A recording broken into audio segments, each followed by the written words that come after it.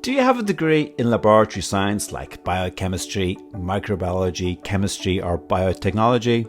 You've put in the years at university, you've got the degree, maybe even a master's or a PhD, but figuring out how to turn that into a real career, that's not so easy.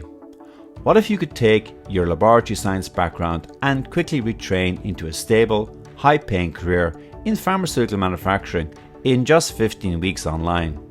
Well, here's our conversion course into pharma for scientists.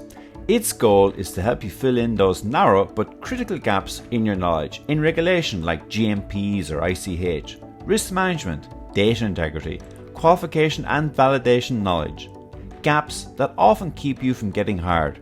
You learn everything you need to understand how safe medicines and medical devices are made. For example, GMPs and regulation, risk management tools, data integrity approaches such as GAMP, validation and qualification. But just as important, we'll also teach you how to find real jobs, match them to your skills and apply with confidence, including interview preparation and all that other good stuff. When you finish, you'll be ready to apply for roles such as quality assurance, quality control, process scientist and MSAT scientist, tech transfer scientist. So who's this course for? Well, it's for people who already have a laboratory science degree or higher.